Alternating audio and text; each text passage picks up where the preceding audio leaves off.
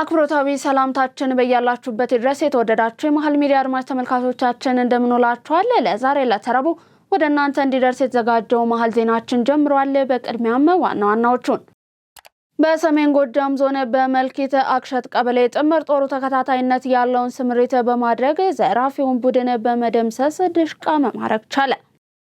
አቶ ክርስቲያን ታደለ እንዲሁም አቶ ዮሐንስ ባያለው በነፃ እንዲሰናበቱ ጥያቄን አቅርበዋል። ዝርዝር ዘገባውን ይዘናል። ህወሓት በጠለምት በኩል የፈጸመውን ወረራ ተከትሎ በትላንትናው ዕለት ስለተማረኩ ሁለት የህወሓት ጦር ከፍተኛ መሪዎች መረጃ ይዘናል። አብራችሁን ከቆያችሁ ታደምጡታላችሁ። በምዕራብ ህንድ ማራሽትራ ግዛት በደረሰ አሰቃቂ የግል አውሮፕላን አደጋ የግዛቲቱ ምክትል ጠቅላይ ሚኒስትር እንዲሁም 4 ሌሎች ሰዎች ህይወታቸው ማለፉ ተረጋገጠ። ቀደም ብለን ያደረስናቸውን አበይት ርዕሰ ነጥቦቻችንን ጨምሮ ሌሎች ቀሪ መረጃዎችን ይዘንላችሁ ቀርበናል። አብራችሁን ከቆያችሁ ሙሉ መረጃችን ይደርሳችኋል። ዜናውን ላይክ እና ሼር ሚዲያችንንም ሰብስክራይብ በማድረግ ዜናውን ትጀምሩ ዘንድ የአክብሮት ግብዣችን ነው። ከመሸጋገሪያ በኋላ እንመለሳለን። ድርጅታችን ሰመር ሪል ስቴት በተወዳጁና የዲፕሎማቲክ መንደር በሆነው በእንግሊዝ ኤምባሲ በ2 ዓመት ውስጥ የሚጠናቀቀው ሳይት ላይ የገና በዓል ምክንያት በማድረግ ለ20 ደንበኞች ብቻ በቅናሽ ዋጋ በካሬ በ74,000 ብር ብቻ የቤት ባለቤት አድርጓቸዋል። አሁን ደግሞ የደንበኞችን ጥያቄ መሰረት በማድረግ በመጪው የጥምቀት በዓል ቀድመው ለሚመጡ 10 ደንበኞች ብቻ ተጨማሪ እስከ 35% የሚደርስ ቅናሽ አዘጋጅቶ እየጠበቁት ነው። የግንባታ ዲዛይኑም ከዚህ በፊት የአድዋ 00 የሳይንስ ሙዚየምንና የህንድ ኤምባሲን በሰሩ ጉምቱ ባለሙያዎች እየተሰራ መሆኑ ቤቶቹን እጅግ ተፈላጊ አድርጓቸዋል። እነዚህም ቤቶች በ10% ቅድመ ክፍያ ከ50% የባንክ ብድር ጋር ለማስተናገድ ዝግጅታችንን ጨርሰናል። ታዲያ ምን ይጠብቃሉ? የዚህ ዕድል ተጠቃሚ ለመሆን ከታች ባለው ስልክ ይደውሉ። በቀዳሚነት ወደ ያዝነው መረጃችን አለፍን። በሰሜን ጎጃም ዞን በመልኪት አክሸት ቀበሌ ጥምር ጦሩ ተከታታይነት ያለውን ስምሪት በማድረግ ዘራፊውን ቡድን በመደምሰስና በመማረክ ድሽቃን መማረክ ቻለ። በተመሳሳይ በሰሜን ሸዋ ዞን ያያ ጉለሌና ሙሎ ወረዳዎች ባደረገው የተቀናጀ ዘመቻ ለሰላም ያልተገዛውን ቡድን በመምታት ቀሪውን መማረኩን እንዲሁም ተመሳሳይ መሳሪያዎችንና ተተኳሽ በቁጥጥር ስር መዋሉን ገልጿል። በተጨማሪም ሰራዊቱ ባደረገው አሰሳና ፍተሻ የተለያዩ የጦር መሳሪያዎችን በቁጥጥር ስር ማዋል ችሏል።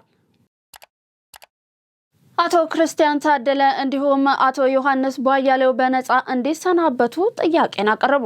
ዝርዝር ዘገባው ደርሶናል፣ ተመልክተን እንመለስ።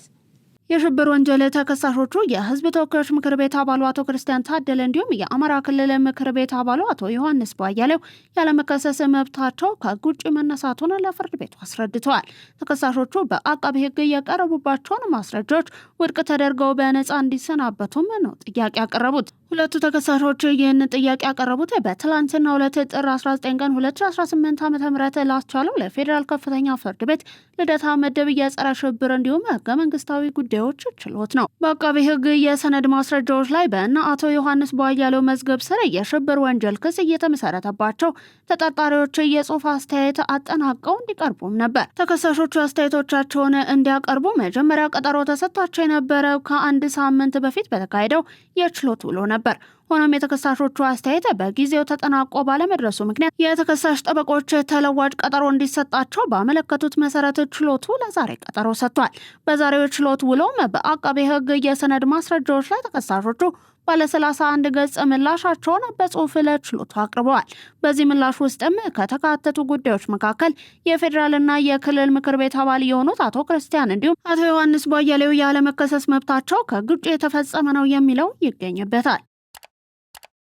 ህወሓት በጠለምት በኩል የፈጸመውን ወረራ ተከትሎ በትላንትናው ዕለት ስለተማረኩት ሁለት የህወሓት ጦር ከፍተኛ መሪዎች ጥቂት መረጃን እናገራችሁ።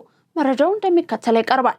የመጀመሪያው ሌተናል ኮሎኔል ወልደ ሩፋኤል ይባላል። ግለሰቡ የ22ኛ ንስር ክፍለ ጦር አባል የነበረ ሲሆን በ2012 ዓ.ም ከመከላከያ ጠፍቶ የትግራይ ልዩ ኃይልን በመቀላቀል ህወሓት በእብሪት በሰሜን እዝ ላይ በታሪክ ይቅር የማይባል ጥቃት ሲከፍትበት ተባባሪ በመሆን በሰራዊቱ ላይ የክህደት እርምጃ ከወሰዱት መካከል አንዱ ነው። ሻለቃ ገብረ ሊባኖስ በኢትዮጵያ መከላከያ ሰራዊት የሻለቃ ማዕረግን በመልበስ የ31ኛ ክፍለ ጦር ቃኝ አባል የነበረ ሲሆን ጥቅምት 13 ቀን 2013 ዓ.ም ሌሊት የነበረበትን 31ኛ ክፍለ ጦር በመክዳት የክፍለ ጦሩ አባላትን እያስመታና በሽራሮ የነበረውን መድፈኛ ለማስመታት ጥረት ያደረገ ነው። በምስሉ የሚታዩት ሁለቱ የህወሓት ታጣቂ ከፍተኛ አዛዦች ከእነርሱ ጋር የነበሩ ታጣቂዎች ሙሉ ለሙሉ ሲደመስስ፣ እነርሱ ትላንት በካዱት የጀግናው ሰራዊታችን እጅ ወድቀዋል። ጀግናው የኢትዮጵያ መከላከያ ሰራዊት የቡድኑን እያንዳንዱን እንቅስቃሴ ከመነሻው ሲከታተል በመቆየት ታጣቂዎቹ አስቀድሞ በተዘጋጀላቸው ወጥመድ ውስጥ ሲገቡ እርምጃ በመውሰድ አንጸባራቂ ድልን አስመዝግቧል። የተማረኩ የጦር መሳሪያዎችን እንዲሁም መገናኛ መሳሪያዎችን በባለሙያ ጥናት እየተደረገ ሲሆን በቀጣይ የሚገለጽ ይሆናል ተብሏል። በኢትዮጵያ በየዓመቱ እስከ 8000 የሚደርሱ ህጻናት በካንሰር እንደሚጠቁ ቢገመትም በዘርፉ የሰለጠኑ ባለሙያዎች ቁጥር ግን 20 ብቻ መሆኑን የኢትዮጵያ ህጻናትና የደም ካንሰር ሕክምና ማህበር አስታወቀ። የማህበሩ ፕሬዝዳንት ዶክተር አቤል ኃይሉ እንደገለጹት በሀገሪቱ የህፃናት ካንሰር ሕክምና የሚሰጥባቸው ማዕከላት 8 ብቻ ሲሆኑ ሕክምናውን ያገኙት ያሉት ታካሚዎችም ከ25 በመቶ አይበልጡም ብለዋል። ይሁን እንጂ በሚቀጥሉት 2 ዓመታት የባለሙያዎችን ቁጥር ወደ 35 ለማድረስና በ5 ዓመት ውስጥ የሕክምና ተደራሽነቱን እስከ 80 በመቶ ለማሳደግ ታቅዶ እየተሰራ መሆኑን ተናግረዋል። የደም አቅርቦትም እጥረት ለሕክምናው እንቅፋት መሆኑን አያይዘው የጠቀሱት ፕሬዝዳንቱ ህጻናት ሕክምና ካገኙ የመዳን ዕድላቸው 85 በመቶ መሆኑን ጠቁመዋል። የማህበሩ ጸሐፊ ዶክተር ማሙዴ ድንቅዬ በበኩላቸው ቀደም ሲል የነበረው ተስፋ አስቆራጭ ሁኔታ ተቀይሮ በአሁኑ ወቅት የሕክምና ማዕከላት ወደ ክልል ከተሞች ጭምር እየተስፋፋ መሆኑን ገልጸዋል። በሀገሪቱ የደም፣ የጭንቅላት፣ የአይንና የኩላሊት ካንሰር በስፋት እንደሚታዩና በሽታውን ቀድሞ በመመርመር የህፃናትን ህይወት ማዳን እንደሚቻልም አመልክተዋል። የመውጫ ፈተና ኤግዚት ኤግዛም የሚሰጥበት ጊዜ የካቲት 16 እስከ የካቲት 27 ቀን 2018 ዓ.ም መሆኑ ተገለጸ። የትምህርት ምዘናና ፈተናዎች አገልግሎት ባወጣው መርሃ ግብር መሰረትም የ2018 ትምህርት ዘመን አጋማሽ የከፍተኛ ትምህርት መውጫ ፈተና ኤግዚት ኤግዛም ከየካቲት 16 እስከ 27 ቀን 2018 ዓ.ም ይሰጣል ብሏል። ይህንን የፈተና ፕሮግራምም ተቋማት ለተማሪዎቻቸው እያሳወቁ ይገኛሉ ተብሏል። በኦሮሚያ ክልል ምስራቅ ባሌ ዞን ቡሳ ጎኖፋን ለማጠናከር የለማው የመኸር ሰብል በሜካናይዜሽን ታግዞ እየተሰበሰበ መሆኑን የዞኑ ቡሳ ጎኖፋን ቅርንጫፍ ጽሕፈት ቤት ገለጸ። ተጨማሪ ያለን እንደሚከተል ይቀርባል። ቡሳ ጎኖፋ የገዳ ስርዓት አካል ሲሆን የኦሮሞ ሕዝብ ከጥንት ጀምሮ ሰው ሰራሽና የተፈጥሮ አደጋ ሲያጋጥመው እርስ በእርስ ተደጋግፎ ችግሩን የሚያልፍበት ዘዴ ነው። አሁን ላይ ህጋዊ መሰረት እንዲኖረው ከተደረገ በኋላ የተፈጥሮ አደጋዎችን ጨምሮ የተለያዩ ማህበራዊ እንዲሁም ኢኮኖሚያዊ ችግሮችን በራስ አቅም ምላሽ ለመስጠት ጥረት እየተደረገ ነው። የዚሁ እንቅስቃሴ አካል የሆነው የቡሳ ጎኖፋ ስርዓት ውጤታማ ከሆነባቸው የክልሉ አካባቢዎች የምስራቅ ባሌ ዞን ተጠቃሽ ነው። የምስራቅ ባሌ ቡሳ ጎኖፋ ቅርንጫፍ ጽሕፈት ቤት ኃላፊ አቶ ፉአድ አብዱ ለኢትዮጵያ ዜና አገልግሎት እንደገለጹት የቡሳ ጎኖፋ ስርዓት ይበልጥ ለማጠናከርና ተቋማዊ መሰረት እንዲኖረው ለማድረግ ባለፈው መኸር አዝመራ በ2153 ሄክታር መሬት ላይ የስንዴ ማልማት ተችሏል። የለማው መሬት ከባለፈው ዓመት ጋር ሲነጻጸር ከ1700 ሄክታር መሬት በላይ ብልጫ እንዳለውም አስታውቋል። በመኸር አዝመራው ከለማው መሬት ከ65000 ኩንታል በላይ የስንዴ ምርት ለማግኘት መታቀዱን ገልጸው እስካሁን በተካሄደው እንቅስቃሴ በሜካናይዜሽን በመታገዝ 38000 ኩንታል ምርት መሰብሰቡን ገልጸዋል። ቀሪውን የስንዴ ሰብል ከብክነት በጸዳ መልኩ በሜካናይዜሽንና በሰው ኃይል ታግዞ እየተሰበሰበ እንደሚገኝም አስታውሰዋል። የቡሳ ጎኖፋ ስርዓትን ይበልጥ ለማጠናከር ከሰብል ልማቱ ጎን ለጎን የስርዓቱን ዓላማ ብዙዎች ዘንድ በማስረጽ 370,000 የአባላት ማፍራት መቻሉንም አስረድተዋል። ቡሳ ጎኖፋ በአሁኑ ወቅት ከ28 ሚሊዮን በላይ አባላት በክልሉ ያሉት ሲሆን ከአባላቱ የሚሰበሰበው ዓመታዊ መዋጮ 3 ቢሊዮን ብር ማድረስ መቻሉም ተመላክቷል። በኢትዮጵያ በወርቅ ማልማት የተሰራው የካናዳው አላይድ ጎልድ በ4 ቢሊዮን ዶላር ለቻይናው ዚጂን ጎልድ ሊሸጥ መሆኑ ተሰማ።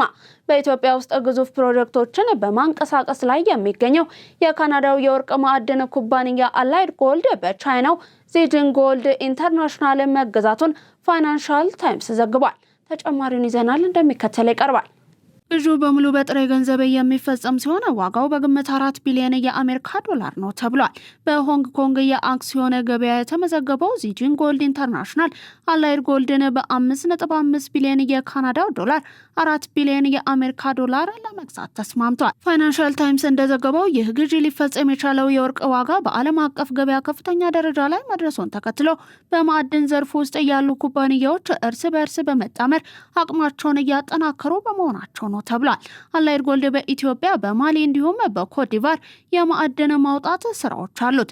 ኩባንያው በስምምነቱ መሰረትም መደሰቱን እየገለጸ ሲሆን በዚህ ግዢ የአንድ አክሲዮን ዋጋ 44 የካናዳ ዶላር እንዲሆን ተደርጓል። ይህም ስምምነቱ ከመታወቁ በፊት ከነበረው የ30 ቀናት አማካይ የአክሲዮን ዋጋ ጋር ሲነጻጸር የ27 በመቶ ጭማሪ ያለው ተብሏል። ይህ የዋጋ መናር የወርቅ ዋጋ በዓለም ገበያ በመጨመሩ ምክንያት ባለሀብቶች በማዕድን ሀብቶች ላይ ያላቸውን ከፍተኛ ፍላጎት ማደጉን እያሳያልም ነው የተባለው። በአማራ ክልል ያለውን የማዕድን ሀብት በጥናትና ምርምር ለይቶ ጥቅም ላይ የመዋሉ ስራ ውጤታማ የሆነ መምጣቱን የክልሉ ማዕድን ሀብት ልማት ቢሮ ገለጸ። ተጨማሪ አለን። ማዕድን በኢትዮጵያ ከፍተኛ የኢኮኖሚ ጠቀሜታ ካላቸው ዘርፎች አንዱ ቢሆንም እስካሁን በነበረው ሂደት ከዘርፉ ይገኝ የነበረው ጠቀሜታ እዚህ ግባ የሚባል አይደለም። በመደመር መንግስት ከአምስቱ የኢኮኖሚ ምሰሶዎች አንዱ የሆነው ይህ ዘርፍ አሁን ላይ በተሰጠው ትኩረት ለኢትዮጵያ አጠቃላይ ምጣኔ ሀብታዊ እድገት የድርሻውን እየተወጣ ይገኛል። በአማራ ክልልም ለዘርፉ እድገት ትኩረት ተሰጥቶ እየተሰራ በመሆኑ ውጤቶች እየተገኙ ነው ተብሏል። በክልሉ ያለውን እምቅ ሀብት በአግባቡ ለይቶ ጥቅም ላይ ለመዋል በጥናትና ምርምር የተደገፉ ስራዎች እየተከናወኑ መሆኑን የክልሉ የማዕድን ልማት ቢሮ አስታውቋል። የቢሮው የህዝብ ግንኙነት ኃላፊ ዝናቡ አበበ ለኢትዮጵያ ዜና አገልግሎት እንደገለጹት በክልሉ ያለውን ሰፊ የማዕድን ሀብት በጥናትና ምርምር ለይቶ ጥቅም ላይ ለመዋል በትኩረት እየተሰራ ይገኛል። ከከፍተኛ የትምህርት ተቋማት ጋር በመቀናጀት እየተከናወነ ያለው የልየታና የማልማት ስራ ተጨባጭ ውጤት እያመጣ መሆኑን ገልጸዋል። በክልሉ ከወርቅና ኦፓል በተጨማሪ ግራናይት፣ የድንጋይ ከሰል፣ ብረት፣ እምነበረድ እንዲሁም ኖራና ሌሎች የማዕድን ሀብቶች በጥራትና በብዛት መኖራቸውን በጥናት ተረጋግጧል ነው ያሉት። በተያዘው በጀት ዓመት 6 ወራት ከከፍተኛ ትምህርት ተቋማት ጋር በመተባበር የተደረጉ 18 የማዕድን ልየታ የጥናት ፕሮጀክቶች መጠናቀቃቸውንም በማንሳት እንደ ኃላፊው ገለጻ በጥናት የተለዩ የማዕድን ሀብቶችን ጥቅም ላይ ለማዋል ለ119 ባለሀብቶች የማዕድን ልማት ፈቃድ ተሰጥቷል። ይህም ሀብቱ እንዲለማና ጥቅም ላይ እንዲውል ከማድረግ ባለፈ ለበርካታ ዜጎች የስራ እድል ይፈጥራልም ነው ያሉት። በዘርፉ የሚስተዋለውን ህገወጥ እንቅስቃሴ ለመከላከልም በየደረጃው ግብረ ኃይል ተቋቁሞ ጠንካራ ቁጥጥርና ክትትል እየተደረገ መሆኑን ገልጸዋል። በክልሉ በበጀት ዓመቱ 6 ወራት ውስጥ ከ12200 ኪሎ ግራም በላይ ወርቅ እንዲሁም ጥሬና እሴት የተጨመረበትን ኦፓል ለማዕከላዊ ገበያ መቅረቡንም ተናግረዋል።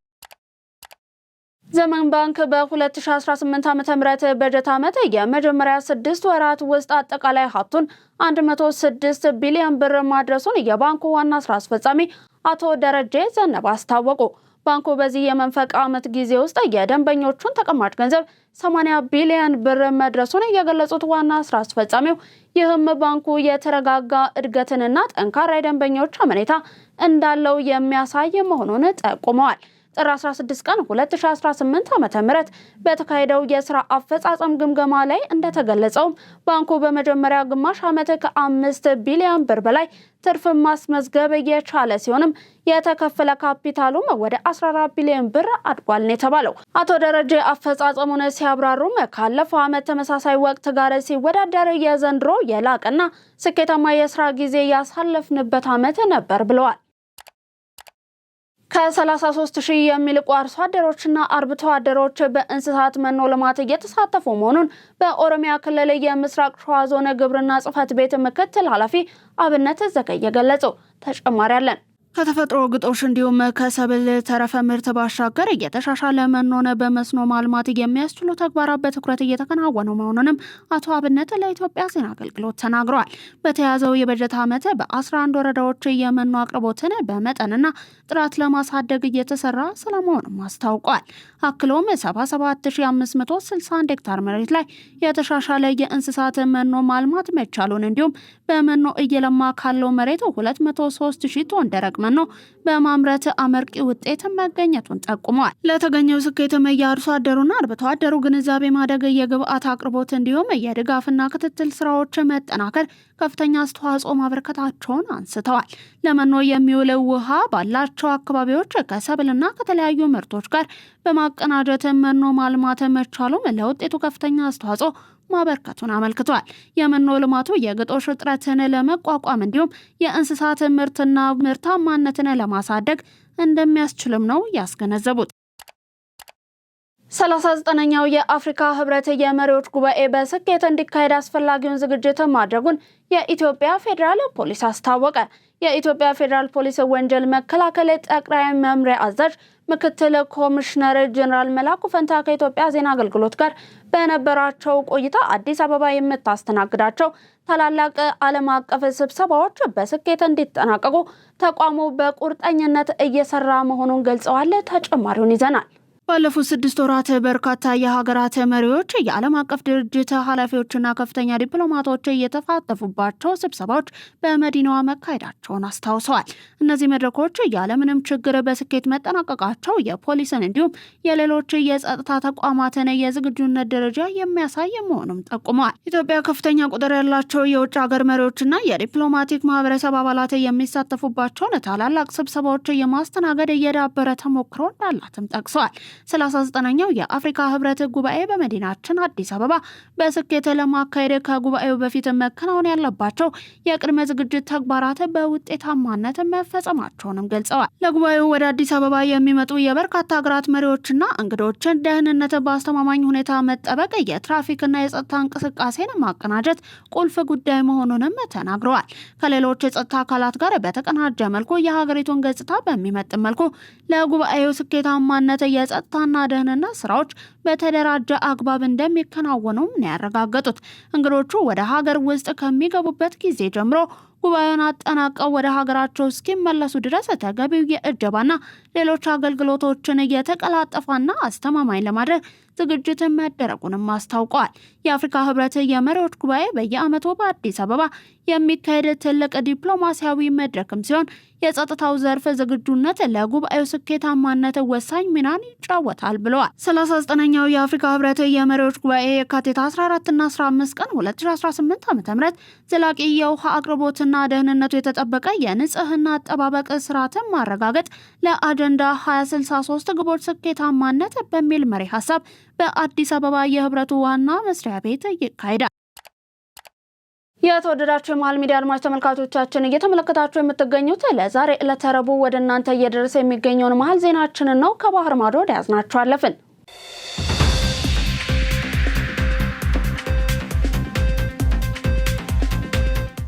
ቢያንስ 12 ዩክሬናውያን መገደላቸው ተሰማ። ግድያው የተፈጸመው በሩሲያ ባደረሰችው ጥቃት መሆኑን ባለስልጣናትም ተናግረዋል። ጥቃቱ የተፈጸመው በባቡር ላይ መሆኑም ነው የተገለጸው። በባቡር ላይ ከተፈጸመው ጥቃት ባሻገር በኦዴሳ ግዛት በደረሰ የሰው አልባ አውሮፕላን ጥቃት የ3 ሰዎች ሕይወት አልፏል ተብሏል። በዚህ ጥቃት ከደረሰው የሰብአዊ ጉዳት ባሻገር በኃይል መሰረተ ልማት ላይ ከባድ ውድመት መድረሱን የግዛቲቱ ባለስልጣናት ተናግረዋል። በምዕራብ ህንድ ማሃራሽትራ ግዛት በደረሰ አሰቃቂ የግል አውሮፕላን አደጋ የግዛቲቱ ምክትል ጠቅላይ ሚኒስትርና 4 ሌሎች ሰዎች ሕይወታቸው ማለፉ ተረጋገጠ። አደጋው የደረሰው የግል አውሮፕላኑ ከመደበኛ የበረራ መስመር ወጥቶ መሬት ላይ በመከስከሱ ነው ተብሏል። በአውሮፕላኑ ውስጥ ምክትል ጠቅላይ ሚኒስትሩን ጨምሮ ረዳቶቻቸው እንዲሁም የበረራ ሰራተኞች የነበሩ ሲሆን የነፍስ አድን ሰራተኞች በፍጥነት ወደ ስፍራው ቢደርሱም በአውሮፕላን ውስጥ የነበሩትን 5 ሰዎች በሙሉ ሕይወት ማዳን አልተቻለም። የአደጋው መንስኤ ሲጣራም የህንድ ሲቪል አቪዬሽን ባለስልጣን የአደጋውን መንስኤ ለማወቅ ምርመራ መጀመሩም ተገልጿል። የመጀመሪያ ደረጃ መረጃዎች እንደሚጠቁሙትም በአደጋው ወቅት በአካባቢው አስቸጋሪ የአየር ሁኔታ እንደነበረ ለማወቅ ተችሏል። የቴክኒክ ብልሽት ይኖር አይኖር በዝርዝር ግን እየተመረመረ ይገኛል ነው የተባለው። የህንድ ከፍተኛ የመንግስት ባለስልጣናት በደረሰው አደጋ የተሰማቸውን ጥልቅ ሐዘን ገልጸዋል። የግዛቲቱ አስተዳደር ብሔራዊ የሐዘን ቀን ሊያውጅ እንደሚችል የተነገረ ሲሆን ታዛቢዎች ይህንን አደጋ በማሃራሽትራ ግዛት ፖለቲካዊ እንቅስቃሴ ውስጥ ትልቅ ክፍተት የሚፈጥር መሆኑንም እየገለጹ ይገኛሉ። በመጨረሻም የሚኒሶታ ግዛት የምክር ቤት ተወካይ ኢልሃን ኡመር በከተማው አዳራሽ ንግግር እያደረጉ ሳለ ጥቃት ደረሰባቸው። ጥቃት ለማድረስ የሞከረው ግለሰብ ወዲያውኑ ተይዟል ቢባልም ለአሜሪካ ባለስልጣናት ደህንነት ስጋት የደቀነ ክስተት ሆኗል። ኢልሃን ኡመርም ምንም አይነት ጉዳት ያልደረሰባቸው ሲሆን ህዝባዊ ተቃውሞ በበረታበት ሰዓት የተፈጸመ ድርጊት መሆኑ ግን ስጋቱን በሚኒሶታ ከፍ አድርጎታል። ምንነቱ ያልታወቀ ቁስም ኡመር ላይ ተጠርጣሪው ረጭቶባቸዋል ነው የተባለው። ዜናው እስከተጠናቀረበት ሰዓት ድረስ ግለሰቡ ላይ ክስ ስለመመስረቱ የአካባቢው ባለስልጣናት ያሉት ነገር የለም። ከአደጋው በፊት ኢልሃን ኡመር የአሜሪካ የስደትና ጉምሩክ ተጠርጣሪዎች ከሚኒያፖሊስ መውጣት እንዳለባቸው ንግግር ሲያደርጉ ነበር። ዋይት ሀውስ ይህ ዜና እስከተጠናቀረበት ሰዓት ድረስ በጉዳዩ ላይ ያለው ነገር የለም። ውድ ተመልካቾቻችን ለዛሬ ለተረቡ ወደ እናንተ እንዲደርሱ የተመራረጡት የቀን መረጃዎቻችን እስካሁኖቹን ይመስሉ ነበር። አብራችሁን ስለነበራችሁ እናመሰግናለን። ዜናውን ላይክ እና ሼር፣ ሚዲያችንን ሰብስክራይብ በማድረግ ቤተሰብነታችሁን ታጠነክሩ ዘንድ የአክብሮት ግብዣችን ነው። በኔ ቦታ በቃው። ሰናይ ቀን ተመኘን።